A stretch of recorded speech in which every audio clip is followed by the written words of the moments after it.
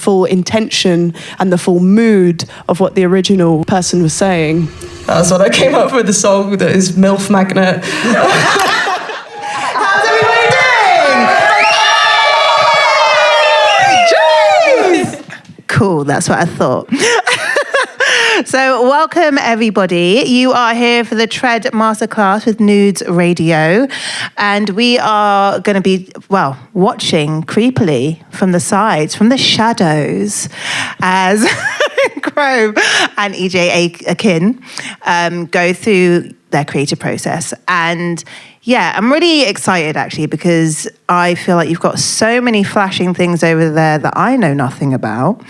And I'm really excited to see how you're going to put it all together. But first, I want to hear a little bit about you two, if that's okay. And I'm going to try and pretend like I don't know you and really try to not make weird comments. My name's Nio, by the way. And we're going to be doing a Q&A at the end. So we're going to start with a little bit of intro from these two beauties. Then we're going to go through some of the hardware and the creative process, and then there'll be about a 20-minute Q&A at the end. So please do, if you've got questions burning, make sure you write them down. I will be making sure that we've got time to go through them. And if at any point you see me go to my phone, I'm not emailing, okay? My iPad's dead. Right. Let's get into it. So, Grove, I will start with you. So, yeah, can you just tell us a little bit about who you are and how you got into this audio creativity world?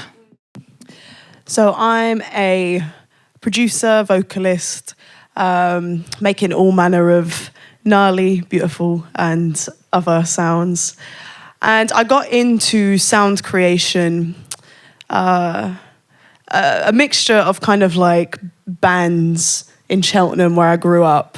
My first band was like this prog metal band. Didn't listen to metal at the time, but it was good fun. But then from that point onwards, a lot of it was community projects that helped me learn skills in production, helped me hone songwriting with like other like-minded people. And I was part of those projects for a few years, and then became someone who like mentored the people who were my age. So I got into it at age 17. Then when I was age like 20, Malachi, who's the big don who runs the Music Works, he was like, how would you want to like be a mentor for the youngers?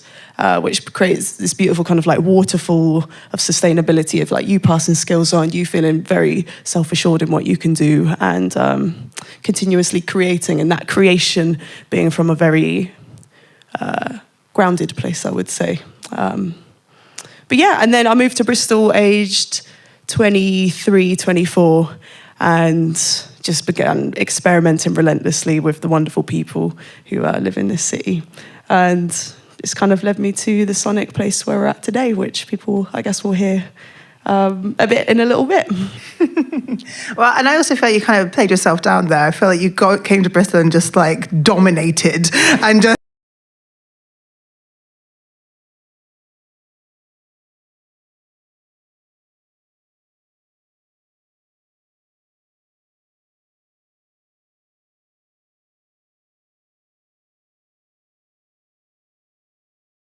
choosing. I'm very excited. AKIN, hello. Hey. How are we? Yeah, I'm happy to be here. Yay.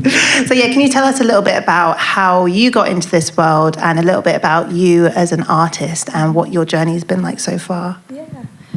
So I see myself a bit as like a audio-visual creator. So definitely was kind of put forward in many music sounds when I was younger. My dad was a dubstep producer when I was growing up. So I had lots of bass around me, good tunes, lots of soul music, trip hop. I was actually raised on quite a Bristol sound. So I grew up in the valleys, just absolute like wilderness, sheep and hills, and I was like, Bristol City has something going on there. So pilgrim my way after a few years, been making kind of bass sounds and things that make my body feel like it's at home, and I think that can take so many forms, but often it's bass. So we found each other quite quickly. We've been here about maybe I'd been here like a year before we met each other, and then kind of fused a lot of our sounds together. I've been in like a few like solo iterations, a few band iterations, generally like with quite a heavy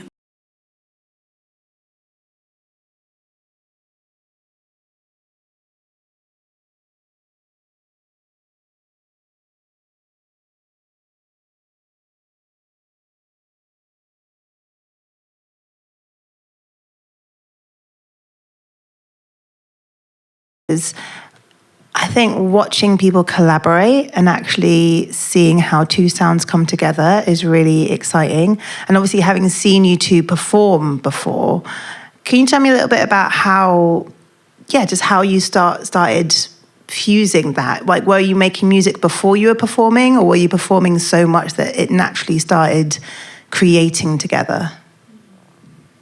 I think there's a few routes we could kind of answer that with, but in terms of the practicalities, when we met, we started throwing a few tunes back at each other. We kind of started a long-distance collaboration relationship I think within the first few weeks of meeting, really.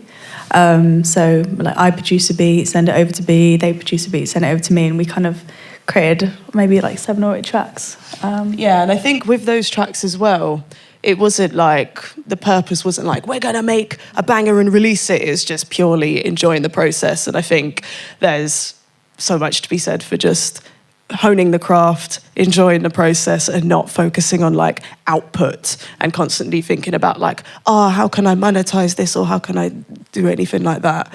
And I think that's like a really beautiful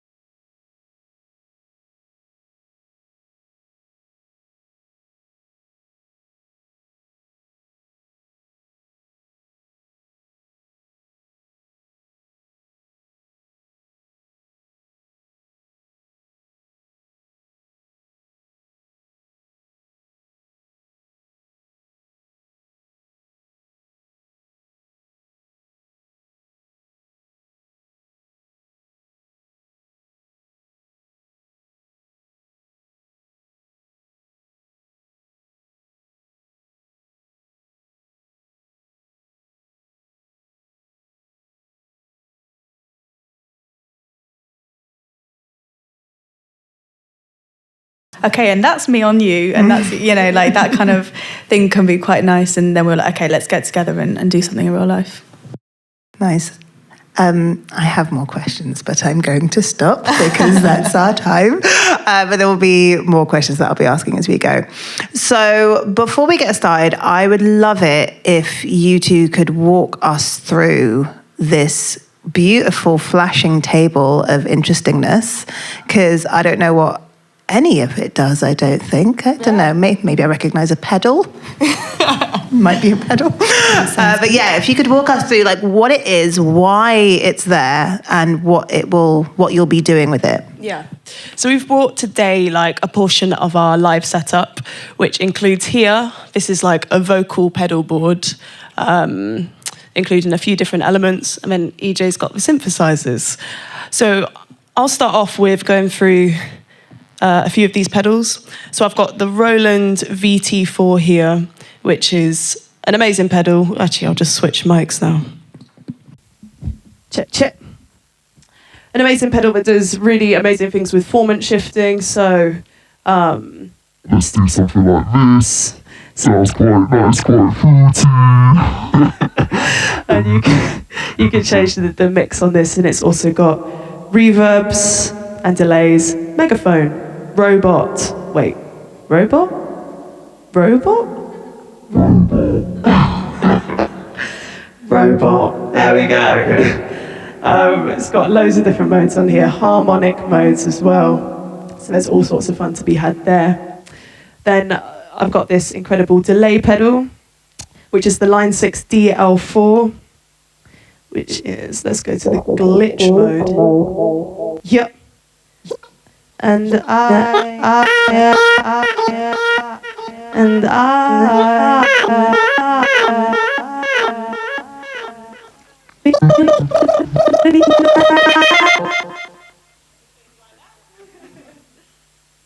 moving on to the space echo, which gives beautiful dubs, dreamy sounds.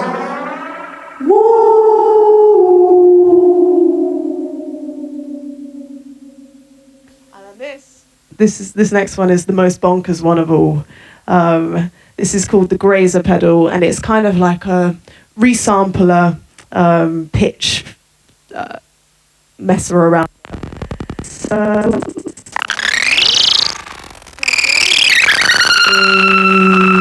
when I can move with life, and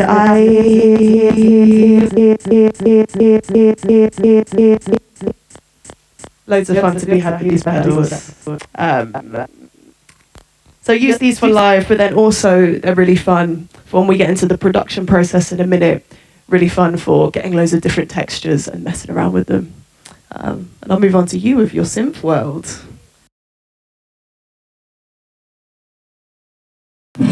Oh, this one might be better. Okay, thank you. So I have two synths with me today, and I have a Novation bass station, which is my first and I think my favorite synth. I got it a while back because, my love of bass. And I started producing generally with like MIDI instruments, and I really like that process, but I think there's something about touching something that really changes the way that you make. So I started with a bass station and then got a Korg Minilog, which is really lovely. It's we got a monosynth, which is really nice for like bass lines, and then polysynth for more like atmospheric stuff. So got a nice little sub vibe going on here, which is gentle. And then if I add something like my plasma coil, can just add a bit of like texture. Got a few nice settings on here which really change the vibe quite drastically. And then this I'm kind of just using like a bus really. It's a line selector, and this is just a nice filtering gate. I've got maybe a familiar noise if people know Feed My Desire.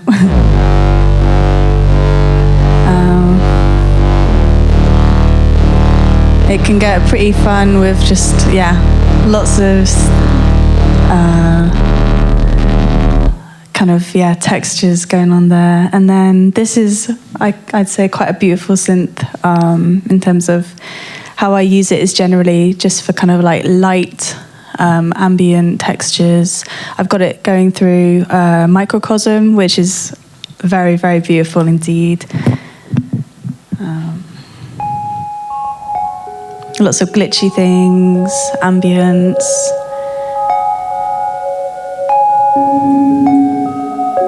And it's really nice because there's like a tap tempo, so you can really kind of like tune it straight in. If we're jamming live or we're getting taken somewhere, just kind of bash it in and it really changes the vibe. We've got loads and loads and loads of different kind of micro granular loops that kind of endlessly take you anywhere really. We've got like mosaics, glides, arpeggiators. People can kind of get lost in that for hours alone, really. I'm still kind of learning my way through it.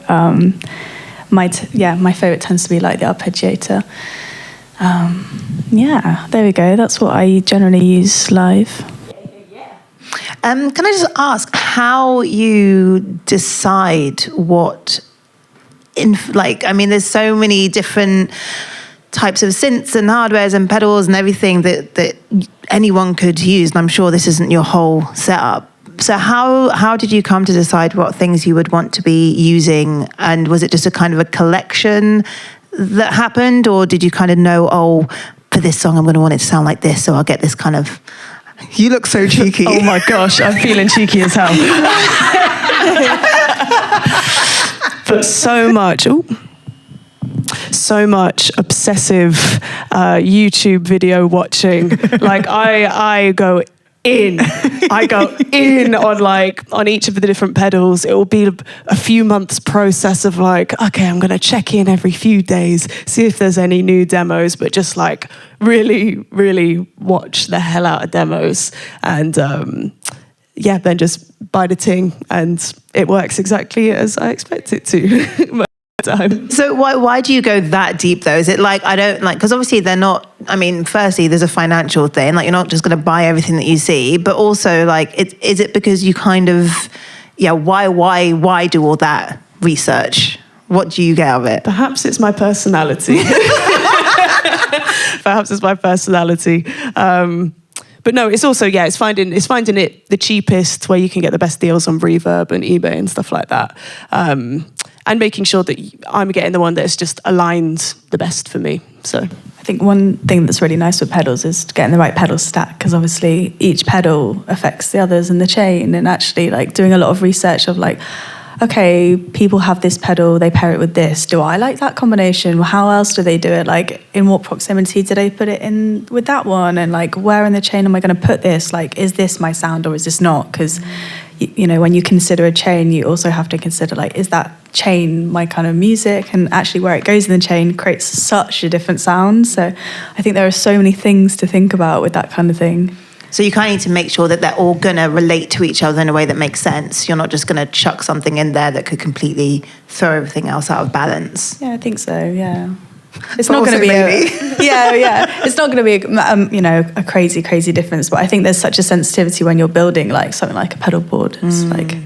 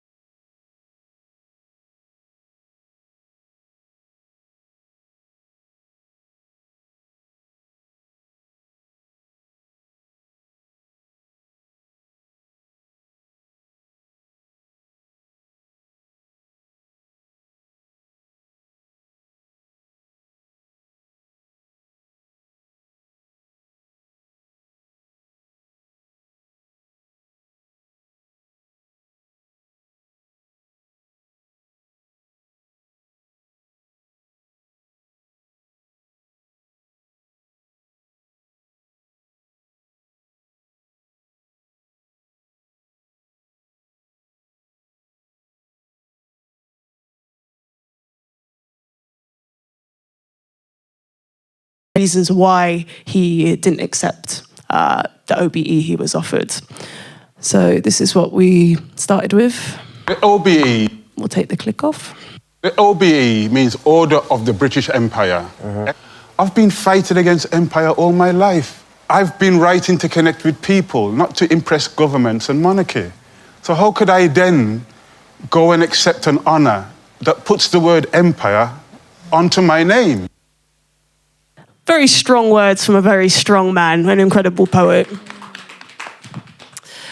And I think it's fun to start with something like that because it's formless. Like you don't quite know what tempo it might be. You don't quite know what, there's no rhythm associated with it. So the first thing we kind of came up with was going on to this load of plugins called Analog Lab. And Analog Lab is super great. Oh, can I bring it down? Oh no, it's stuck.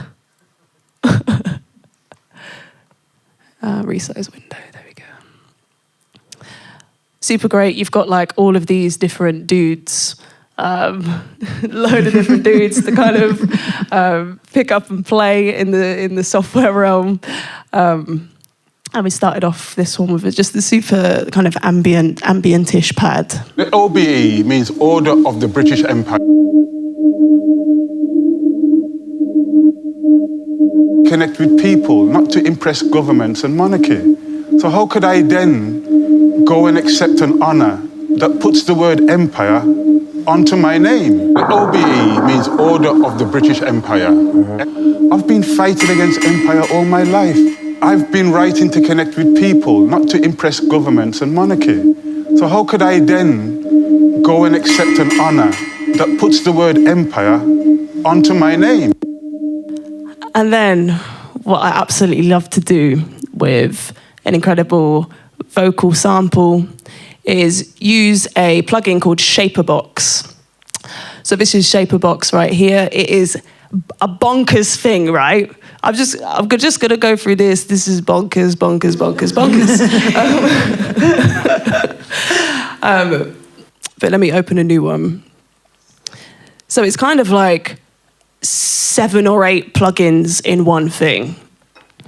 In the this is a 2012 Mac, so she's an old lady.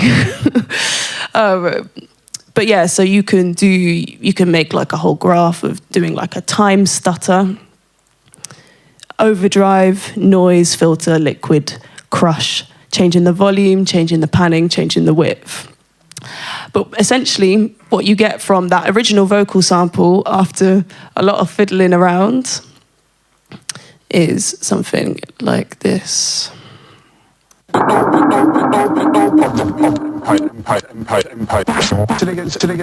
Abstract.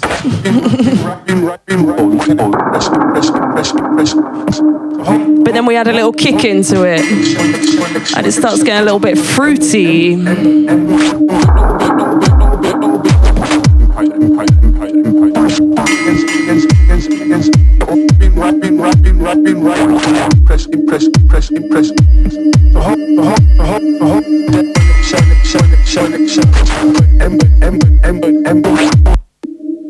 So that's kind of the starting point that we thought we'd bring. Ooh, okay. All right, so I'm just going to ask quickly. So why is it that you want to make the vocal sound abstract? Because I think what I would want to do is keep the full intention keep the full intention of the words, but because there can be issues of sampling and things being cleared, what we often like to do is take out the sample at the end of the track, then you're left with the full intention and the full mood of what the original person was saying, but without the difficulties of clearing it. And sometimes if you abstract it like that, it can make really interesting new textures and rhythms that you wouldn't think to necessarily make with a MIDI keyboard or anything like that. I think you started Black like that, huh? Yeah, started Black like that, yeah. With Nina Simone. I'm always dipping into the deep, wonderful well of Nina Simone. It's kind of treating the voice like a synth, which is what I like to do. Just kind of how can we remove the human, then add the human around it. And it's kind of fun because you're just left with a bed that's kind of, like you say, it has that energy, that intention of what was said. But actually it's completely got its own rhythm going on. It's got its own world going on. You can build like it is an instrument, because it is. And I guess what I'm really taking from this already as well is that it comes from a real place of conception. It's not just sitting down and, like you're saying, just, do I start with a kick or a bass or what is going, no, what is the intention of this song? And yeah, I love it. Thank you. Don't get me wrong, I don't do this all the time. Oftentimes, oftentimes I'm like, I want to start with a kick and I want it to go parallel. And then that is it. And there's absolutely nothing wrong with that as a process as well. But I think I often get the stuff that I'm happiest with starting this way. Takes that extra little bit of the process beforehand that sometimes it's like, it's easy to try and skip some steps, but yeah, this is some nice, good steps. Nice. All right, what next? What next? What next? So I think we were chatting about beforehand in terms of intention of the track going forward, because I think that's a nice kind of place to start the track. But thinking about kind of places, genres, sonic territories that we'd want to start taking it to. And I'm an absolute sucker for bashment music, but I love bashment music with like a abrasive kind of punky sonic twist, if you will. So I will. Yeah, you will. We will. So I think perhaps what we'll start to do is bring in some of your wonderful kind of synth work that Ella does in the studio. And then afterwards, kind of start switching the kick drum rhythm a little bit.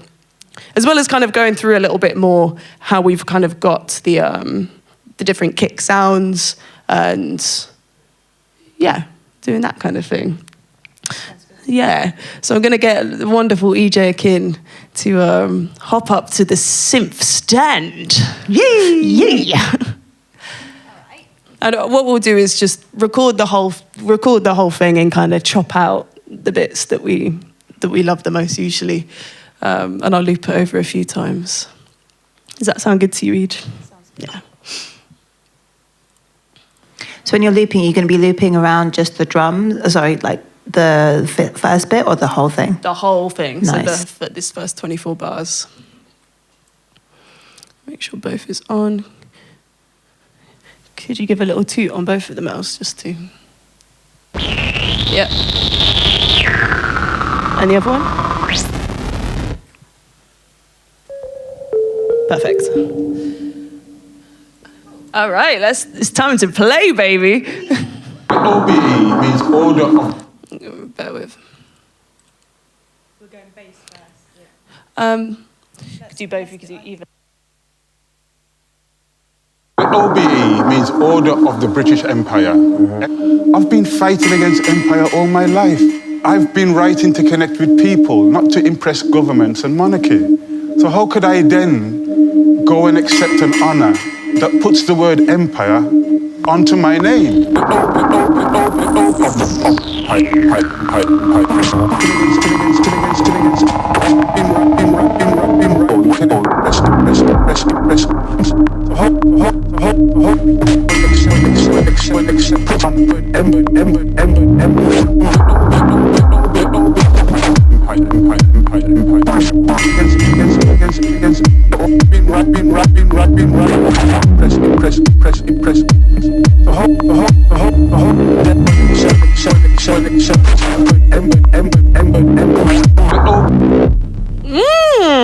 Nice and tasty. And I think probably what we'll grab as well is getting some snares into that last bit. So I'm going to go quickly through the kick plugin that we use. So is it up on the screen? Yeah. Use this plugin called Kick 2, which is pretty gnarly. So you can choose between a load of different common kick presets, like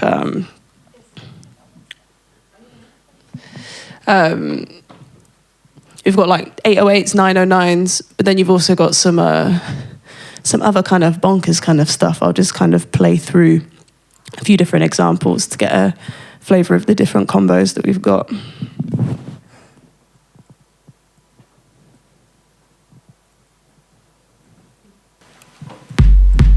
Your classic 808, go into your nice hard hitting 909, This is my favourite one for kind of like bashment stuff. Ooh! And then the great thing about this plugin as well, you can really, really mess about with it in terms of pitching.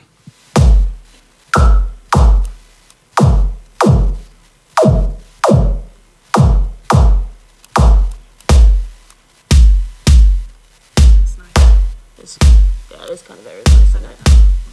So why there? It just sounds nice, doesn't it?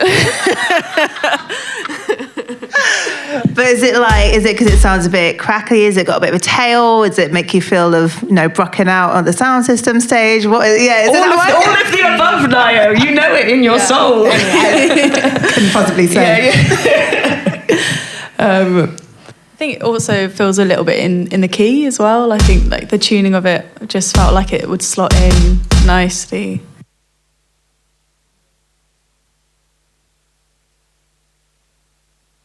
And then also to pair with that, I love a good distortion, love a good nullifier, and this plugin called Isotope Trash is the biggest, baddest nullifier. Crazy sounds. So she goes from sounding, like this, and this is a relatively minor little bit to bodybuilder, but okay. I'm going to turn it down for these next ones because it does get... it gets, yeah, you got to... you kind of got to prepare when you put it on.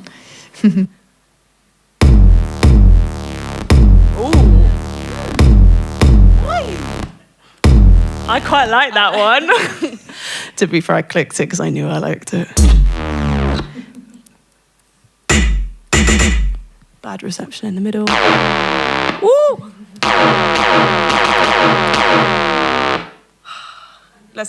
Should we go for aggressive or experimental? Every time. Zero question. Aggressive. Unanimous.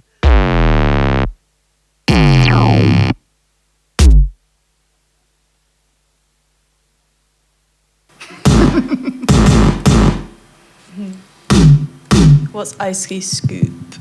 Icy scoop. Wow. Yeah, it's a scoop.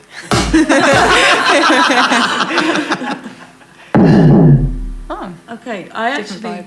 in terms of like switching up the vibe for the next section, perhaps, I do like bass to bass.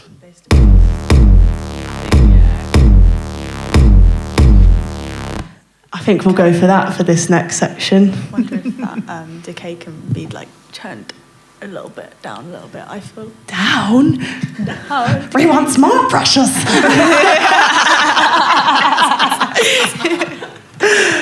No, I tried to. And here's the compromise in action.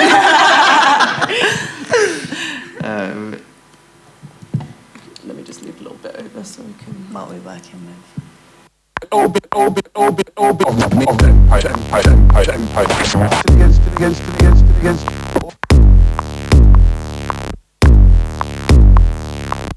Sweet. Shorten that. Cool. Yeah, I feel like the decay is just a bit too fuzzy, like a fly. Quantize. You're saying you want the The decay of it just feels like it's like just lingering that little bit too. Yeah, it's like, We'll turn the drive. Oh, no, we'll turn this down. yeah, just a little bit. Yeah, nice. Is it? Yeah. So you're turning down the drive and then you made it a bit wetter? Yeah, just less wet. Turn Less up the dry just to keep that like solid bass kind of in there, so that the effect was just kind of like sitting on top a little bit more as opposed to like coming from the bottom. Also, the quantization's a bit off, so I'm just going to fix. I wonder how aggressive we're going, because I might jump on my synth again and do some middle bits. Doom, doom. Hell yeah!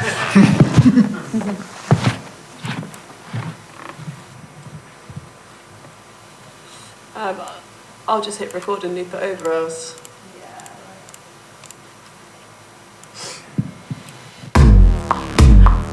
check. No.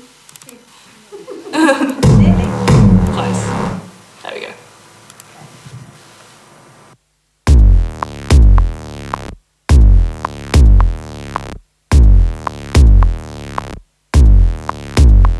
Here.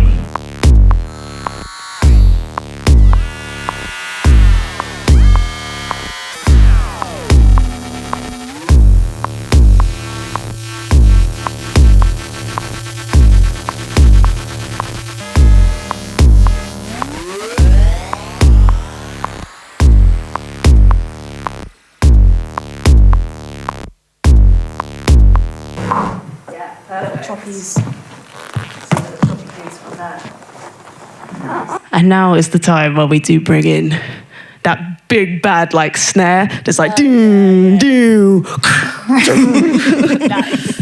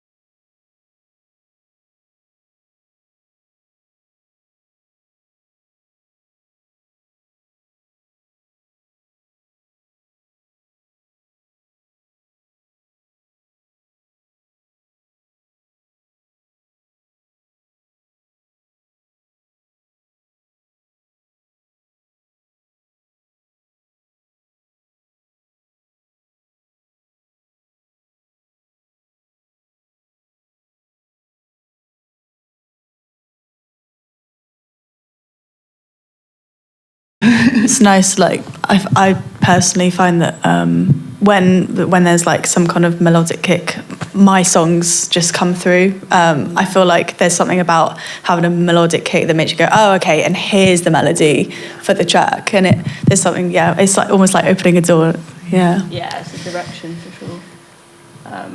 Kind of bridging the two. Nice. Yeah, I think so.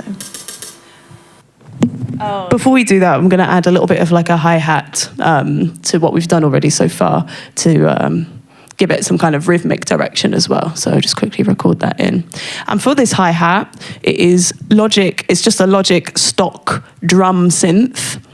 And then in order to get it ticking constantly, just put a Logic stock arpeggiator on it. And a little bit of chorus so the hi-hat isn't too sharp.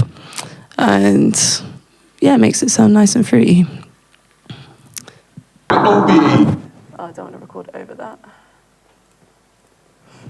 Or that.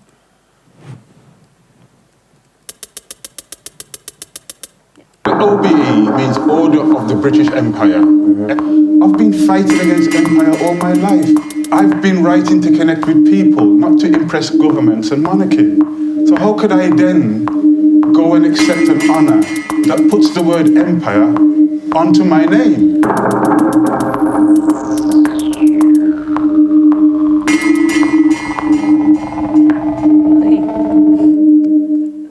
Restart that bit again. OBE means Order of the British Empire. I've been fighting against empire all my life. I've been writing to connect with people, not to impress governments and monarchy. So how could I then go and accept an honour that puts the word empire onto my name?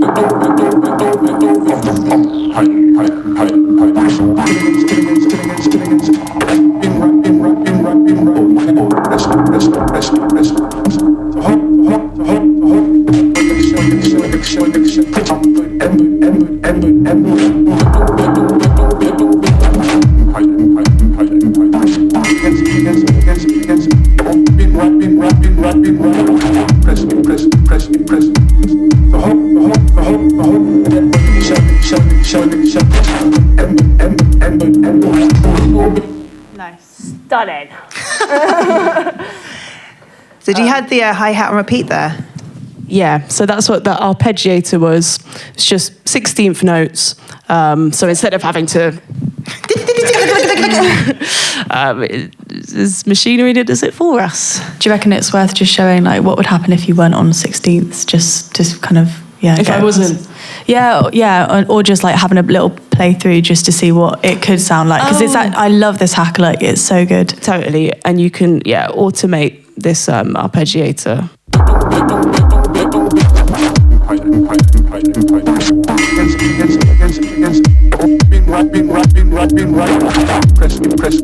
Yeah, to all sorts of different rates.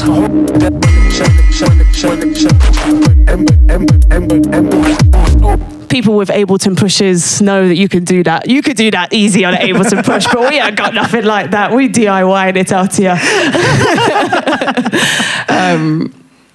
Sweet. So I reckon we'll move on to where I've already done.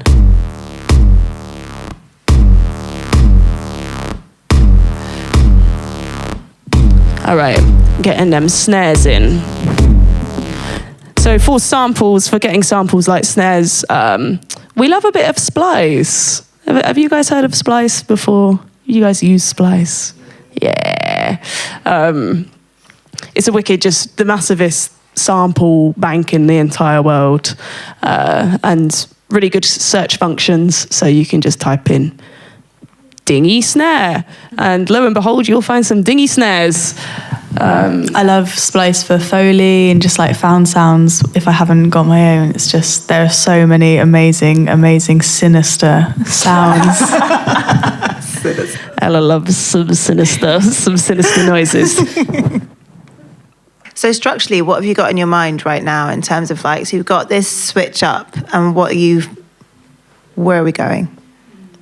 It's a good question. Not quite sure yet. Just usually what I like to do is just get some different sections together, and then kind of like when you're at the final stages of it, of like getting, this sounds great as a section, this sounds great as a section, then sorting it all out. Nice. I reckon once we've like locked in these percussive elements, I reckon next stage of like final percussive bits would be maybe jumping on some vocal effects and just doing some like which usually adds quite a fun little thing to bounce off when it comes to words.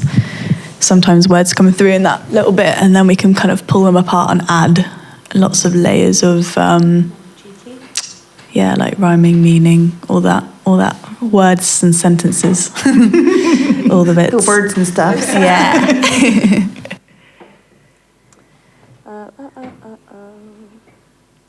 What have we got at the top of the list there? Snare ding. Ding.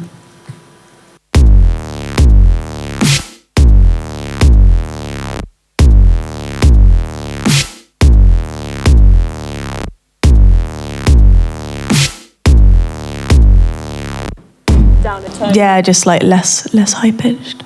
Maybe that would help. Yeah, let's figure out which ones. So pitching down so it kind of sits with the... Yeah, Drum a little feeling bit. like it's maybe not quite in the key. That one. Yeah, maybe just down one.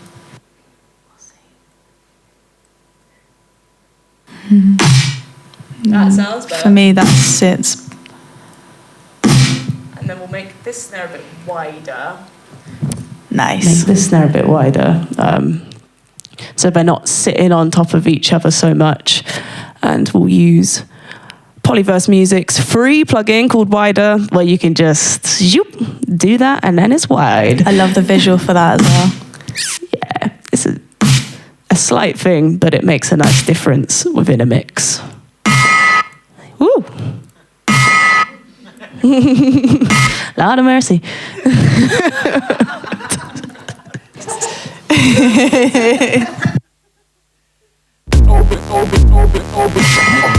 All of them need to go down. Every single one. I wonder if it should come like at the end of the phrase, like doom doom doom doom doom doom doom doom doom. So the ding comes at the end. I reckon so. Yeah.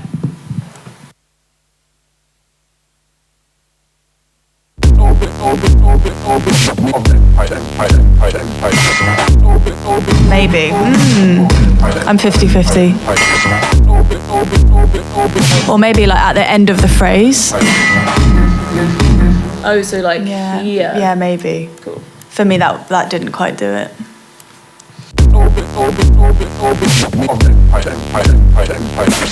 And then unmute those little toppies. Snare hit. Yeah. Sweet. We'll see.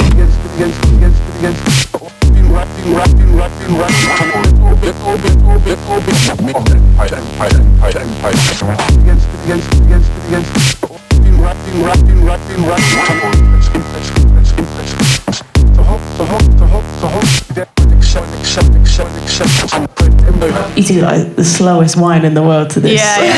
I was thinking. Slow, aggressive wine. It sums it up. I'm so ready. And it feels like a nice arpeggiator would actually be Yeah, nice. I was just thinking in this something needs to section. thread it. All.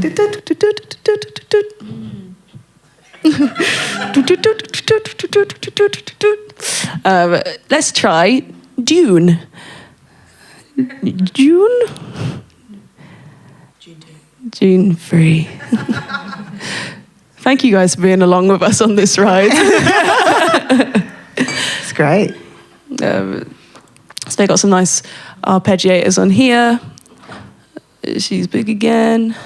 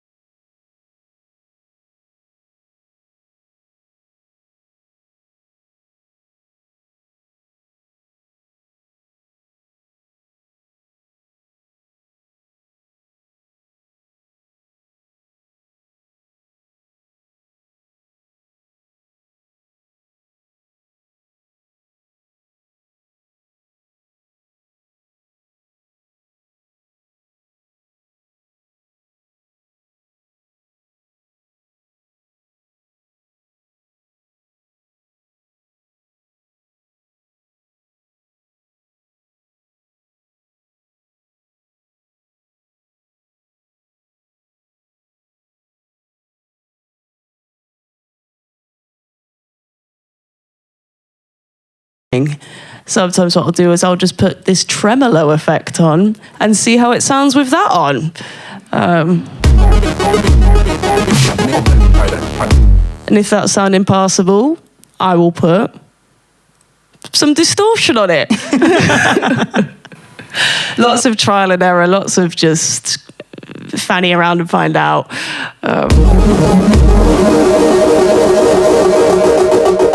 No.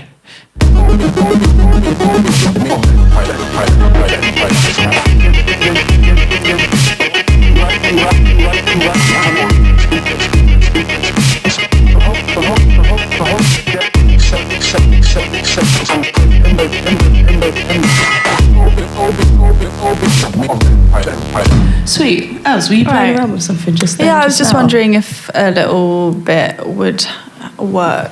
We'll try it. I did it on my head, so. What EQing business were you just doing there? Just taking all the low end out, so it's not, because the nice distorty kick we've got already is taking up a nice good chunk of low end. We don't want some little noodle trying to steal some of it, or kind of interfere with it and make it all muddy.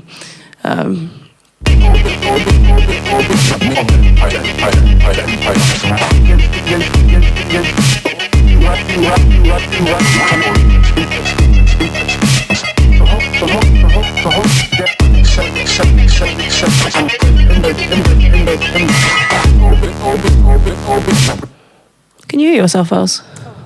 Okay.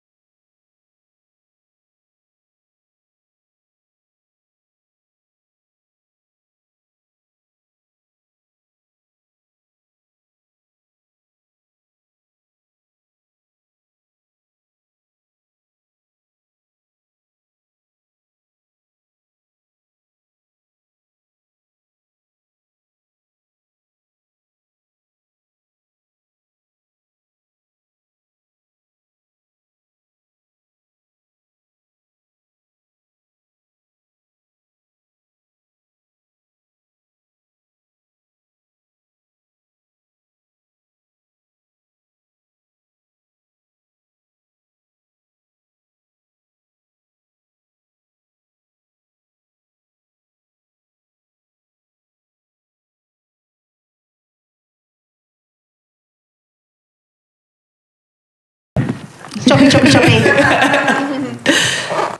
Amazing. Okay, what we'll do is I'll put you through the pedal board. All right, we can. And we'll just do a one take over. You do Sounds good. Do what you do, and then I'll do a one take over and do what I do, and see how it sounds. Shall I do more like of the textual stuff? Do you want to take the wordy stuff? I reckon so. Yeah. I've got a few ideas. Amazing. So when you say texturally stuff, Just like sounds, just little zing, zap, zooms. nice. Yeah. Zing zap zoom.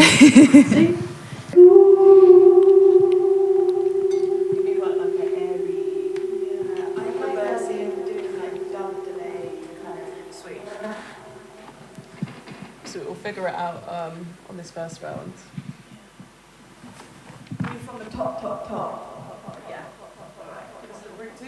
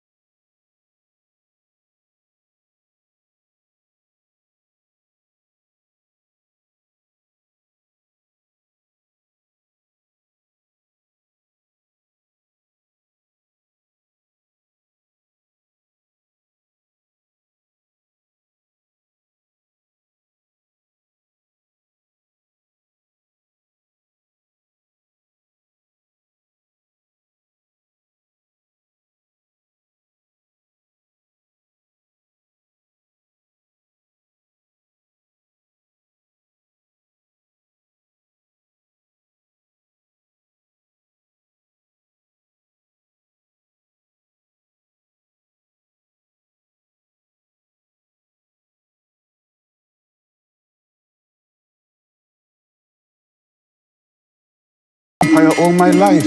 I've been writing to connect with people, not to impress governments and monarchy. So how could I then go and accept an honor that puts the word empire onto my name? Turn it up. Then we turn it up. Burn it up. Then we turn it up. Empire. We live and breathe in. Empire.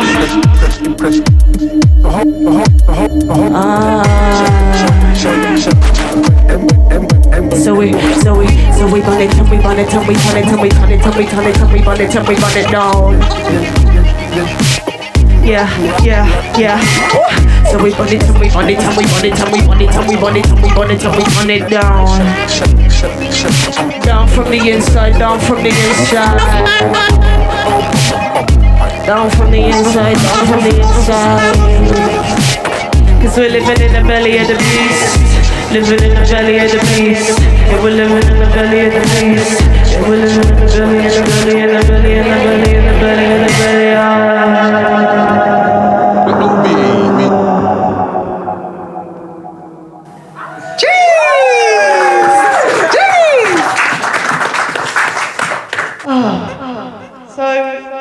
That's, I guess, like a little bit of a flavour as to how we would start approaching making a track. Then we would further refine each of the elements. But When you were tapping there, what were you doing? I was tempo syncing the pedal to be in time with the track. You can also use MIDI cables for this, but we didn't bring any today. But I also like the drama of tapping. Yeah. I was like, this is theatrical. I was like, something's happening. But no, I think that probably brings us to a nice kind of full stop in the process. Yeah? Nice. Wow. Give it up, I think.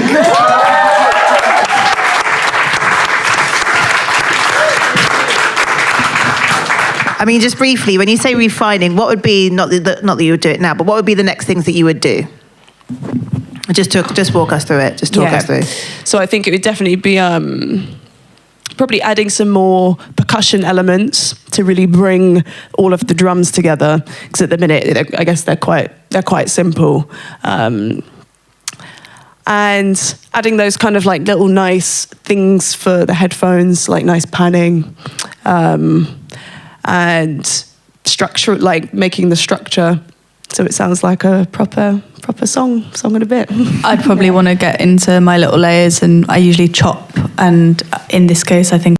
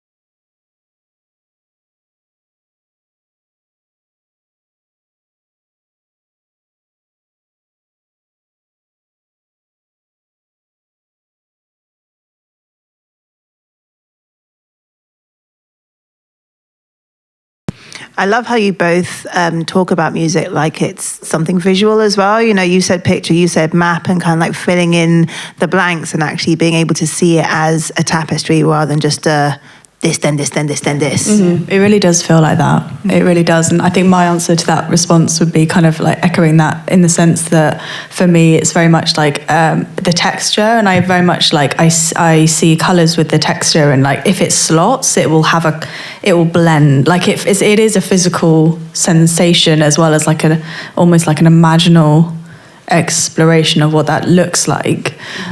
So yeah, certain textures for me, it's not even about like the tone or sometimes even the pitch. Like if it literally like comes in, it's quite a visceral experience. And I think, yeah, that is something that I look out for, like that sense of slotting in. Yeah. And I mean, and also texture, right? Like I love that you always use the word texture, because I think that is something that I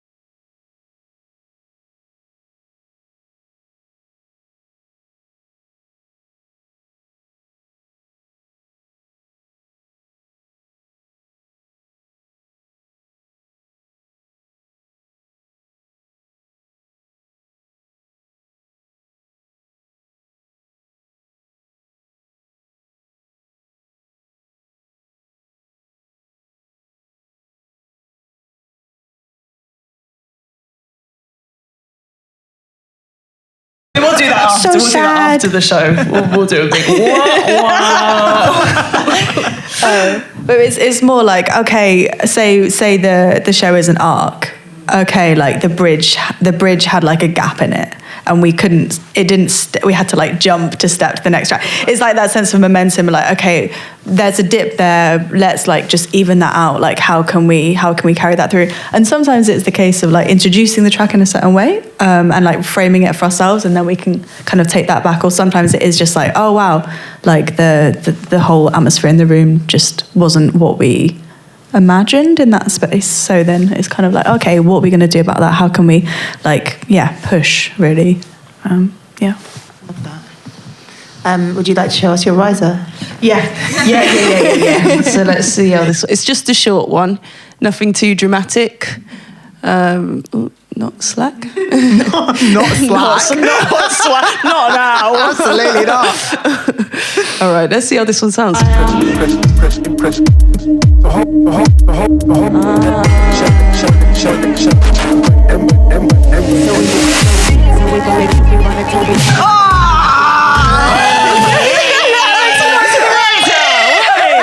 Let's zoom in. Look at you, you're so pretty. There we go. That's the riser. Amazing. Okay, well, I think it's time for some Q&A. So, but can we just give a huge round of applause to Grove and EJ AKIN?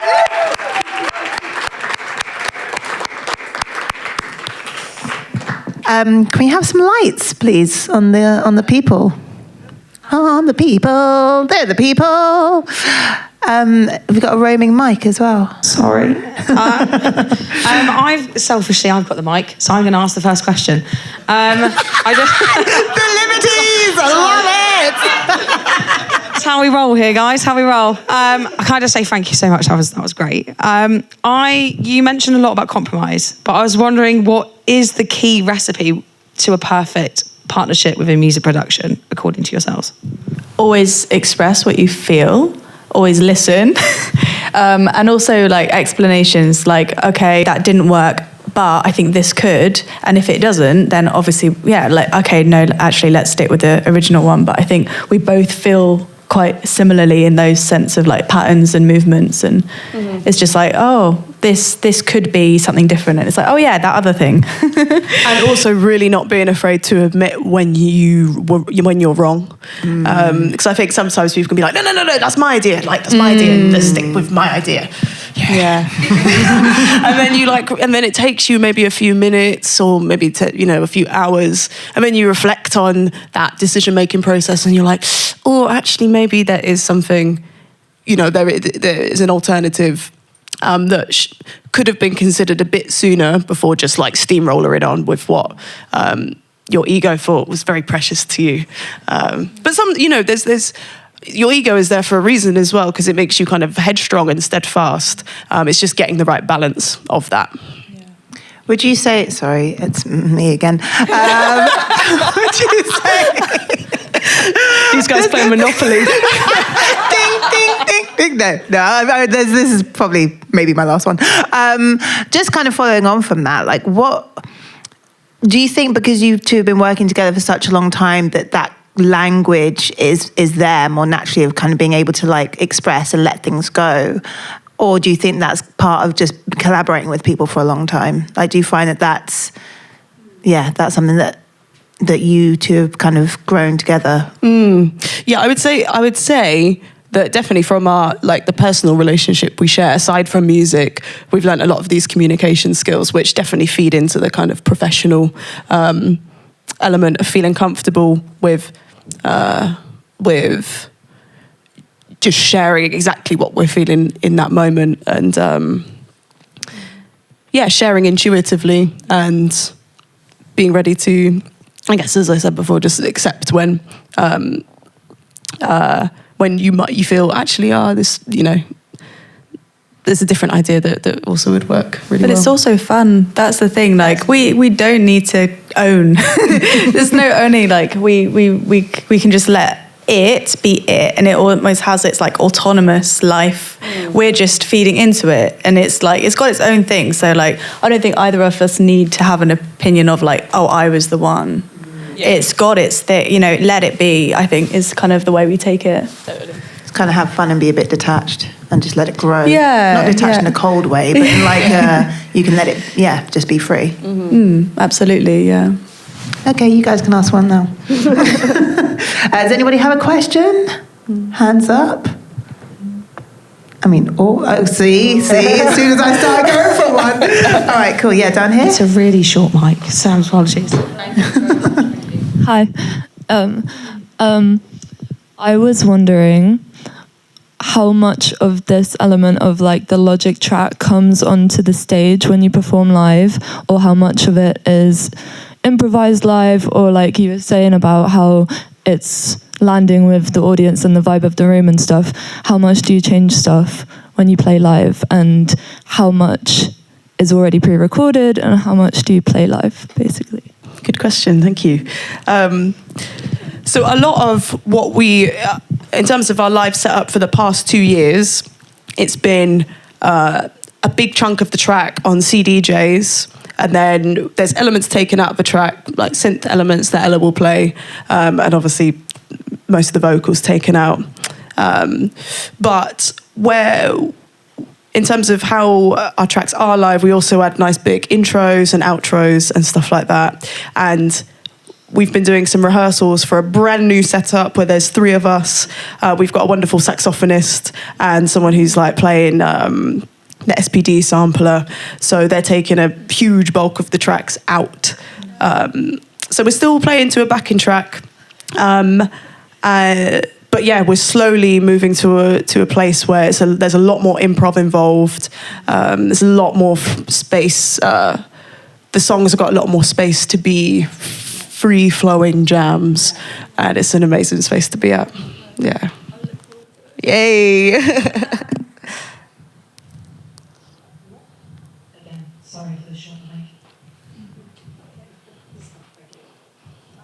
I feel like this is probably a long time debate, but I only just started getting into production. Would you say cracked Ableton or Logic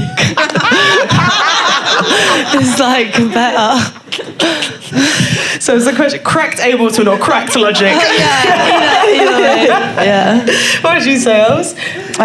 My impression of Ableton is that it's kind of like a co-producer. Like, I've watched people on Ableton before, and you can get amazing loops so quickly, and it works with you, and it almost offers ideas, which from like an objective perspective, it feels that's what it's doing, because it's really intelligent. Like it clips, it loops, it tracks. Like, it's an intelligent piece of software, which is really great. I would say it lends itself to like dance music because of that. Like, it can be very like formulaic if you want it to be. Logic we both use. I've not really done much work in Ableton, but I stay with Logic because of the way that I think we write, which is more of like the journey. Logic, it feels like there's like a beautiful timeline that you're creating, and it's all there in front of you. Whereas like Ableton works in stacks and loops, and you kind of create chunks, and you can like bridge the chunks, but it's very like linear in that way. Would you agree? What would you say? I would say it probably depends on the amount of experience we've had with it, because I think people who use Ableton can have the exact same experience we have using Logic. Totally. But we just don't know Ableton, so it looks like this like blocky, confusing thing. I guess I started in my music production journey started on like GarageBand on like an iPhone.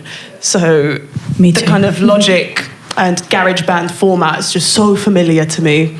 And I think with Logic, in terms of if it's cracked, there isn't usually that many issues with it. I've never come across any issues with cracked Logic. It's really easy to find Logic cracks. It's a lot harder to find Ableton cracks. It's like gold dust. Like, well, it's like the kind of thing, one of my pals finds it and everyone's like, "We eating today, boys!" So Logic cracks, a lot easier to find. Thank you. And if you like the kind of look of it as well, just run with it. Yeah. Can I add a little bit on Ableton? I know you weren't asking me, but I got a microphone. So I started on GarageBand, and again, I kind of moved on to Logic because it just felt like a natural progression. And I have heard from a lot of people that, from a vocals perspective, Logic is really good for mixing vocals because it's got its own kind of sound to it, and you can really get in there in terms of the mixing. I think for me, the reason that I chose Ableton to kind of learn more about production on is because I think it is really handy if you just want to kind of like, it's really good for your workflow if you get distracted easily, like I do. And because you are kind of working in clips, because there are 2 views, you can do the arrangement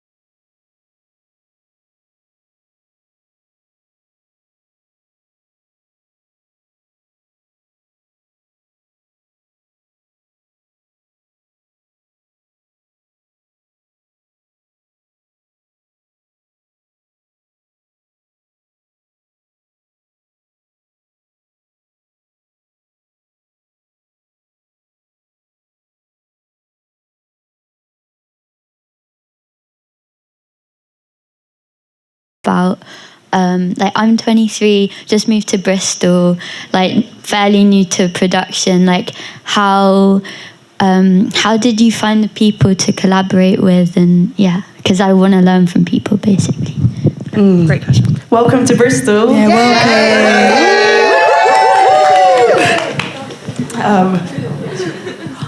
I think going to open jam nights, there's so many in Bristol, so many incredible musicians, vocalists, all of them kind of things. Going to nights like that, not even necessarily to get up and jam with them, but just going to listen, to be in the space, because lots of people who go to open jam nights, they're like repeat people who go. So you end up chatting with just the most lovely, warm people in Bristol.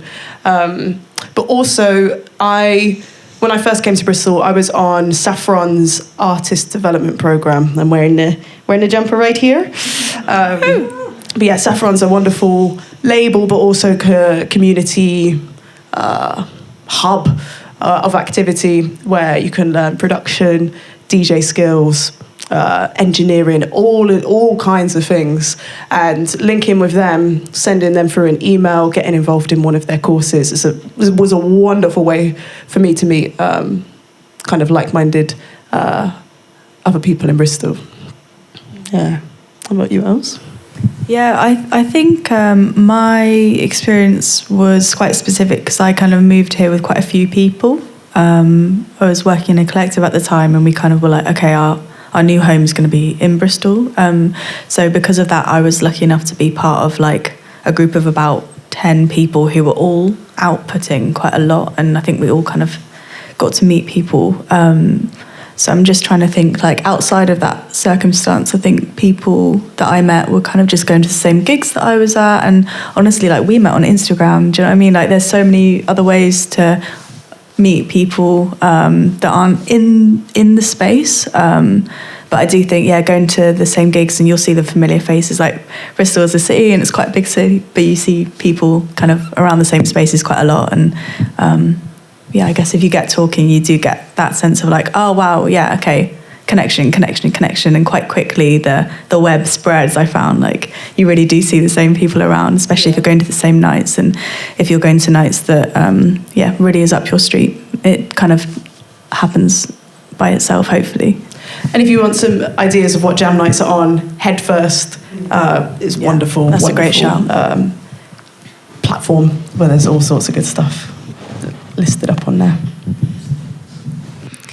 Another question? Oh, I saw a little finger. Did I see a finger? Hey, Head First. I guess I've got one. What's next? I don't know what's next with you two, and what have you got planned for the summer, I guess? We're going through a big period of rest right now. Yes. Yeah. Yes, to rest. Yeah. No big things coming soon. Just lots of resting. We're doing a few festivals and really honing our live craft. So really reimagining what our live set can be.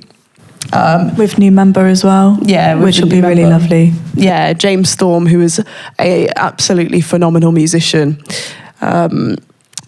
And doing lots of collaborations with other producers, because I found I've been in a bit of like an anxious headspace when it comes to producing stuff and singing on it and mixing it and releasing it. There's a lot of kind of pressure, because if something's off with the sound, it's like, oh, it's definitely me.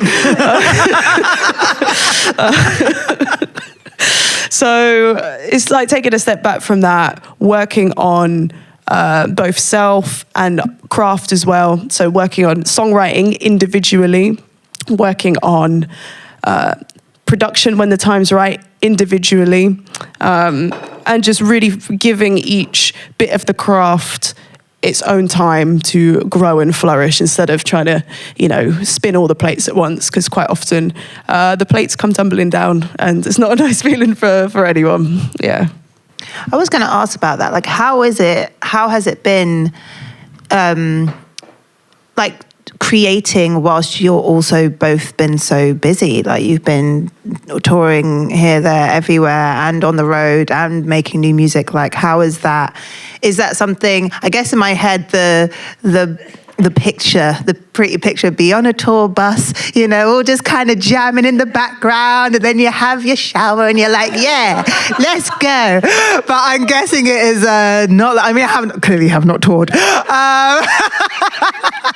So how has that process been for you, like for both of you? I think it definitely sped up. I think it feels like we've been on tour for about 2 years. I don't know how it feels for you, but I think that's kind of been the one, hasn't it? Yeah, so about 2 years. And I think I've often marveled at how anything has come out in that time at all, because a lot of it has just been like lappy hotel, okay, gonna do this. Like, I think honestly just taking a surge of inspiration and just really running with it. And I think, like you said earlier, like that's why some of those senses of like, okay, I'm not going to be too fussy about this individual sound, I'm getting it out, that has allowed, but like, you know, the life has allowed for that to happen. But what it hasn't allowed to happen was that sense of like, okay, we are solid in here, we're in the studio for a week, let's make. It's kind of like squeezed in the cracks of the life, which towards the end of it as well has been, a lot of movement, a lot of new place every day kind of thing. And that's often the case where you're like on a bus, on a train, just little headphones. Not a tour bus. Not the tour bus, the bus. Mega bus. Well, yeah, congratulations for getting anything out then. You know. It's quite a stressful process. Like really, because I think I was saying, I'm not sure if today or another time, but I really am a sucker for the process. Like the output is a bonus. Like the output is cherry on top. But the process and really enjoying that is like the most important part. And when the process is like fractured and quite anxiety ridden, it means that's exactly kind of what the output feels like to me, whether or not it sounds like it, but that's what it kind of feels like. I think honing a process and honing a flow is the ultimate priority for us. Yeah. So I feel like I made it really dark. I made it really dark. Because I was like, we could go down this rabbit hole. So to bring it back up. So what are you really looking forward to, I guess, then, about having that time to focus on the different parts of the process? Like, what are you really excited about? I really think like nurturing the space that comes when you really feel ultimately safe. We don't have to be anywhere right now. We can just be and make and actually get really back into that space. And I think we're both really open to where that will go. I think it's feeling a little bit fluid at the moment, which is really exciting.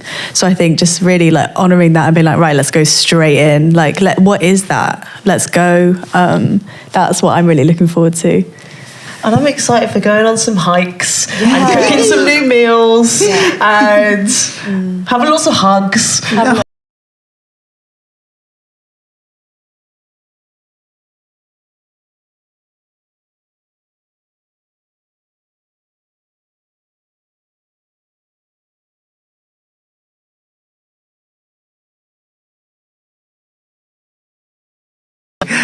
We probably have time for one more question. Does anybody have one more question? Yeah, go for it. You've probably kind of touched on it there, what you're going to use your space for, but just like with regards to songwriting process, do either of you have particular things that like bring you inspiration or like practices or reading or anything like that are particularly, especially creative outlets for you? That's a very good question. 'Cause there's a few different ways in which it can be really fun to approach songwriting. And I guess one of them is like, you know, you're listening to a music or a sound and it's just stream of consciousness writing. So it's just like the pen doesn't stop. You just keep writing whatever gobbledygook kind of comes to your head. And then sometimes within that, there is like a cluster of like pure, tuned in consciousness that really matches with the sound, and then you can kind of start weaving with that. Oftentimes as well, it's like writing totally separate poetry to music, and it's all just about like kind of weaving the different things through. The silliest songs of mine have just been kind of thought up whilst walking anywhere, walking down to Temple Meads. That's when I came up with a song that is MILF Magnet. I was like, I want to be a MILF magnet. And I was like, oh, yes, thank God, kid. But I know you've got some really interesting songwriting techniques, I would say, I feel. I think, the first one is I kind of do a similar thing in the sense of like recording and documenting my life is quite a big thing for all sorts of reasons, but one of them happens to be musically. And in that context, I'll just like go on a big walk, or even a medium walk,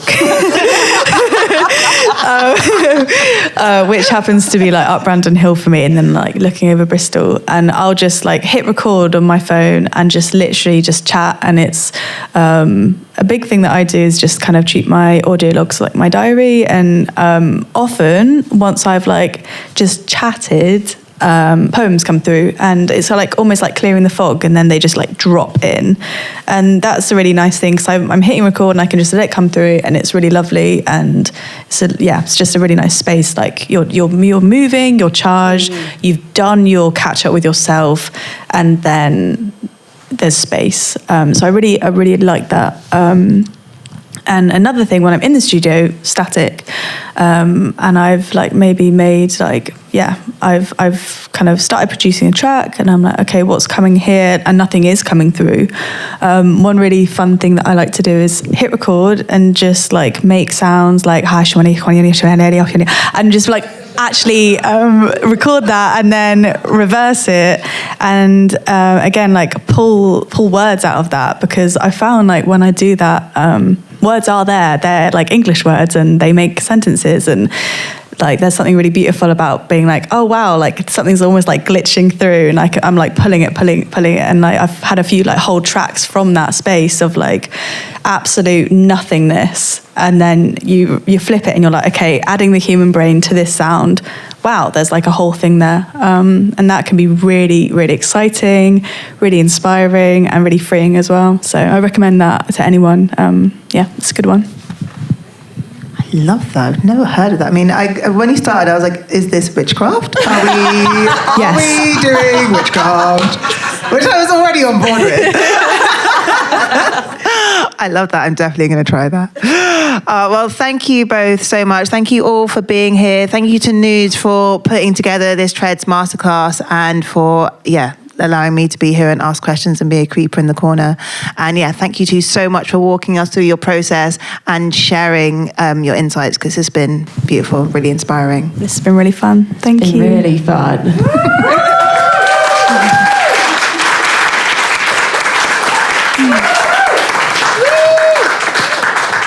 I guess I'm thinking whilst everyone is walking out, I might just put a brand new song on that we did last week.